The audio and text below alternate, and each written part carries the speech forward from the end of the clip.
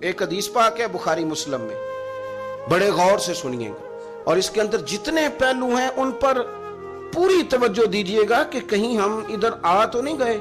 رسول پاک صلی اللہ علیہ وسلم نا ہمارے لیے سب سے بڑے حکیم ہیں، سب سے زیادہ حکمت حضور نے ہمیں بتلائی ہے کہ اس رستے چلو گے تو بچو گے، اس رستے جاؤ گے تو ہلاک ہو جاؤ گے۔ نبی کریم علیہ السلام نے فرمایا، بخاری مسلم ہے، فرمایا 7 ہلاک کرنے والی چیزوں سے بچنا، اگر ان میں تم چلے گئے تو ہلاک ہو جاؤ گے۔ 7 چیزیں ہیں جو تمہیں ہلاک کر دیں، برباد ہو جاؤ گے، تباہ ہو جاؤ گے، ہلاکت کا سفر ہے یہ، 7 چیزوں سے بچو۔ یا رسول اللہ صلی اللہ علیہ وسلم وہ کون کون سی؟ تو حضور نے فرمایا اللہ کے ساتھ شریک نہ کرنا، ہلاک ہو جاؤ گے۔ دوسرا نبی پاک صلی اللہ علیہ وسلم نے فرمایا جادو نہ کرنا، ہلاک ہو جاؤ گے، ہلاک۔ اور یار جسے حضور فرما رہے ہیں ہلاک ہو جائے گا، وہ بچے گا؟ نبی پاک صلی اللہ علیہ وسلم نے تیسرے نمبر پر فرمایا جس شخص کے قتل کرنے کو اللہ نے حرام قرار دیا ہے اسے قتل نہ کرنا، ہلاک ہو جاؤ گے۔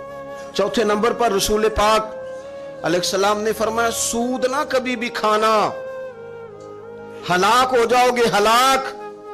بڑی بڑی دلیلیں دی بینک والوں نے، بڑا سمجھایا تو عادی صاحب مان گئے، محترم مان گئے، کہنے لگے نہیں جی نہیں، وہ کاروبار میں لگاتے ہیں۔ بڑے بھولے بالے ہیں ہم، پتہ سارا ہے۔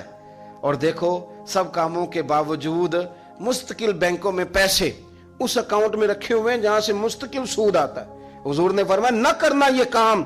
تو کہتا ہے میں سود پہ پیسے لے کے کاروبار چمکاؤں گا، تیرے نبی پاک نے تو فرمایا تو ہلاک ہو جائے گا۔ تو کہتا ہے میں میل لگاؤں گا، حضور نے تو فرمایا ہلاکت ہے۔ تو کہتا ہے میں بڑا کچھ کر جاؤں گا تو ہلاکت ہے۔ اچھی طرح سمجھ لیں، اصل مال بھی ضائع ہو جاتا ہے اس بندے کا جو سود کا مال ملا لیتا ہے، اصل برکت بھی اڑ جاتی۔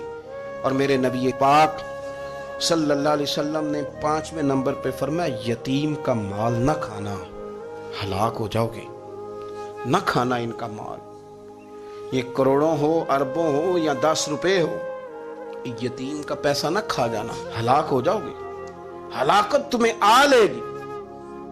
اور پھر 6 نمبر پر نبی پاک علیہ السلام نے فرمایا کفر سے جہاد ہو رہا ہو تو کبھی پیٹ پھیر کے بھاگنا نہ، ہلاک ہو جاؤ گے۔